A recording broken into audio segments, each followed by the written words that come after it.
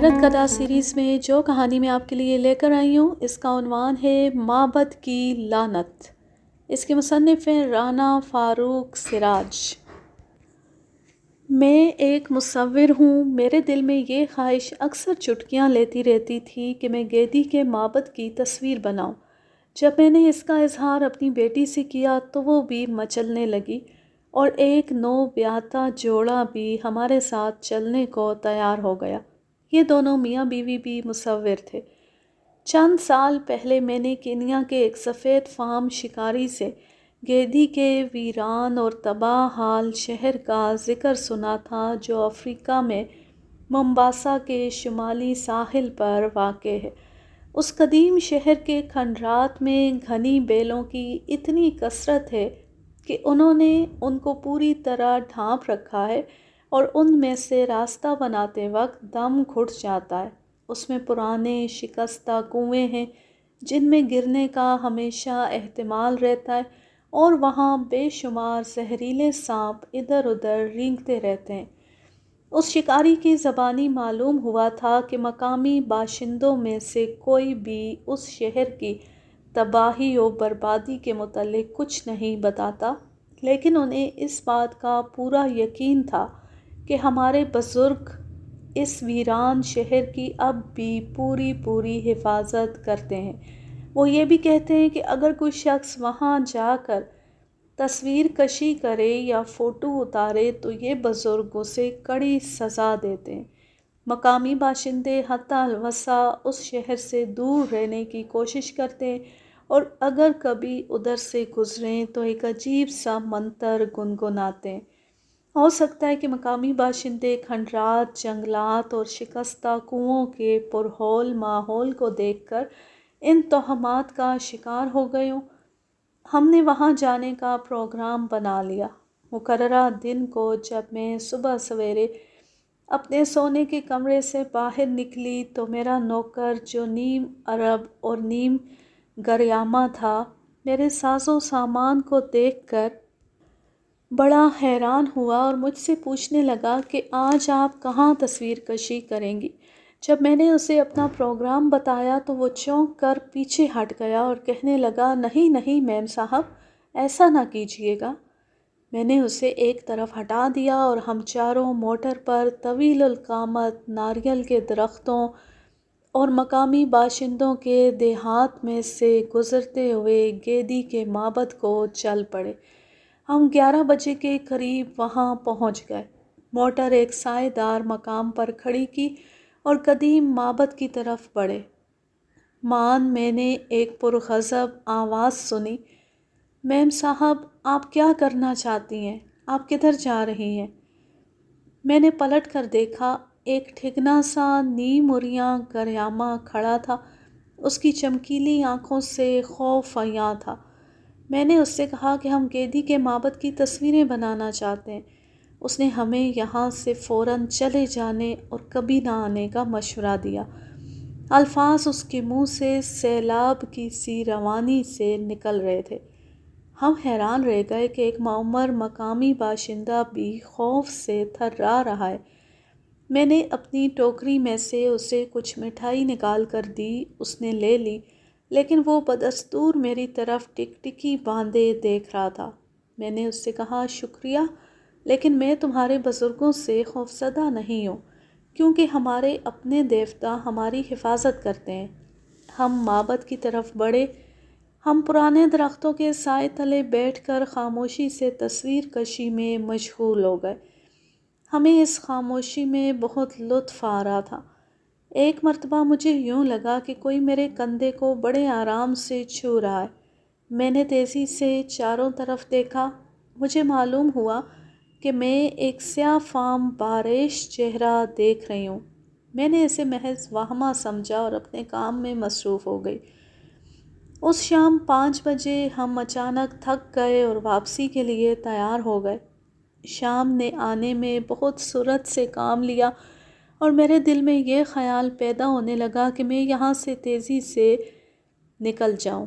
عجیب بات یہ ہے کہ جو ہی ہم ملندی کی سڑک پر آئے تو وہاں شام کا نام و نشان نہ تھا۔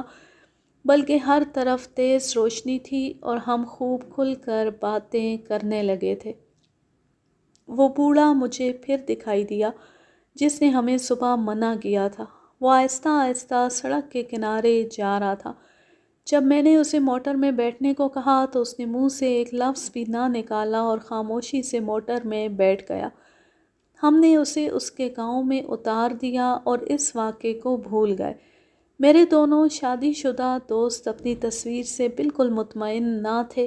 میری بیٹی کی تصویر بہترین تھی، لیکن مجھے اپنی بنائی ہوئی تصویر بہت پسند تھی۔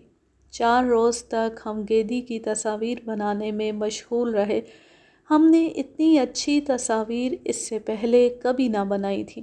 گیدی سے رخصت ہوتے وقت ہماری منزلیں جدا جدا تھیں۔ کچھ عرصے تک مجھے معلوم نہ ہو سکا کہ دوسروں پر بزرگوں کے احکام کی خلاف ورزی کی پاداش میں کیا افتاد پڑی۔ ہاں، اتنا پتہ ہے کہ میرا ٹخنا 2 مرتبہ ٹوٹا۔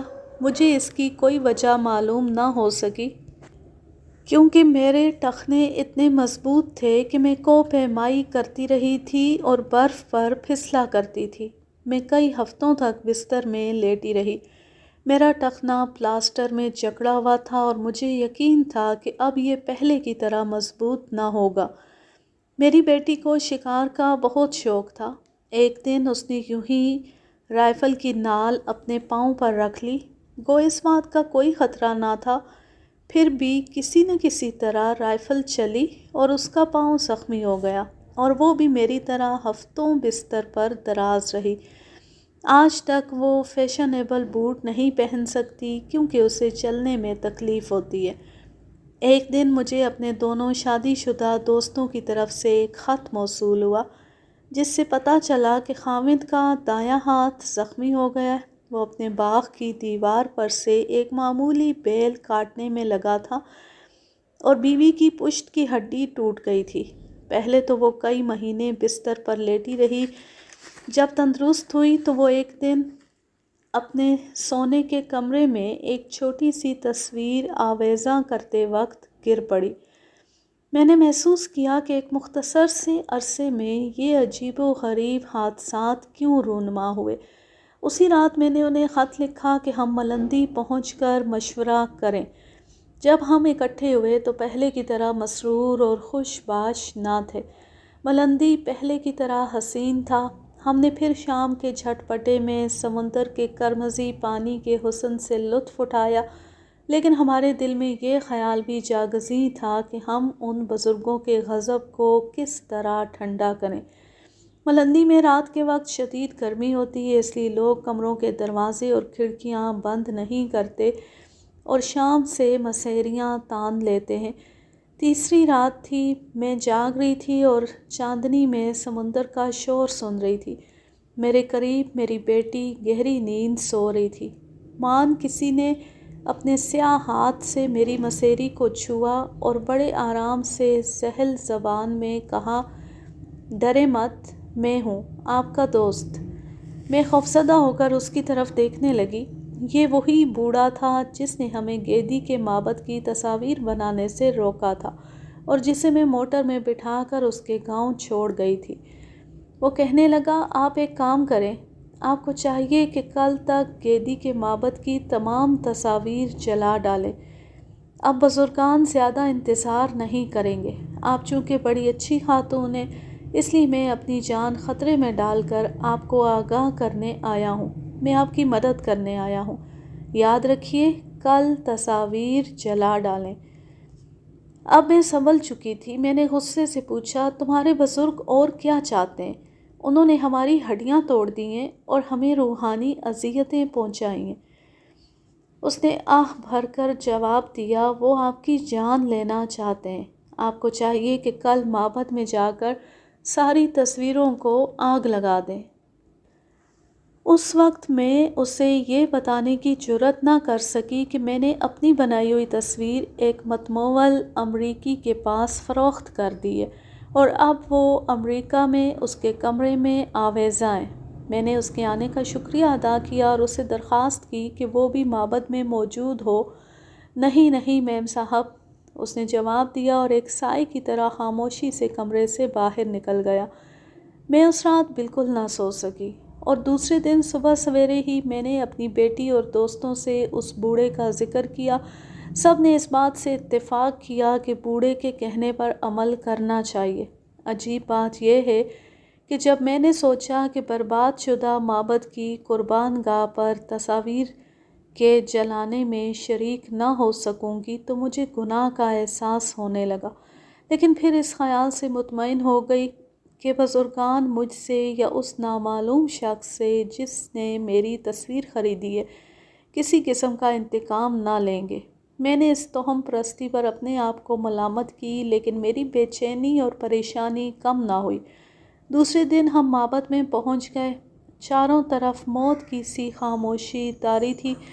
یکایک موسلا دھار بارش ہونے لگی اور ہم سر سے پاؤں تک بھیگ گئے۔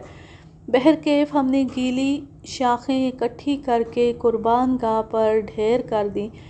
ہماری حیرت کی انتہا نہ رہی جب گیلی شاخیں بھڑکنے لگیں اور میرے سوا باقی تینوں نے اپنی تصاویر ان پر رکھ دیں۔ دیکھتے دیکھتے وہ جل کر راکھ ہو گئیں۔ ہم خاموشی سے گھر لوٹ آئے۔ ہم میں ایک دوسرے سے آنکھیں چار کرنے کی جرأت نہ تھی۔ اس رات وہی بوڑھا پہلے کی طرح پھر خاموشی سے وارد ہوا۔ وہ سخت خوفزدہ تھا۔ وہ کہنے لگا کہ بزرگان خوش نہیں ہوئے۔ ان کے نزدیک اس قربانی میں کسی چیز کی کمی ہے۔ مجھ میں اتنی جرأت نہ تھی کہ میں اسے اپنی تصویر کے متعلق بتاتی، اس لیے میں نے اس سے یہی کہا کہ مجھے اس کمی کے متعلق کچھ علم نہیں۔ اس کے سیاہ فام چہرے پر درد و کرب اور خوف کے آثار دکھائی دینے لگے اور وہ کہنے لگا، تو پھر آپ کو انتقام کے لیے تیار رہنا چاہیے۔ اس سے پہلے کہ میں اس سے کچھ پوچھوں وہ کمرے سے باہر چلا گیا۔ میں حیران تھی کہ اسے یہ کس طرح پتہ چلا کہ میں اسے دھوکہ دے رہی ہوں۔ میں اٹھ کر کمرے میں ٹہلنے لگی۔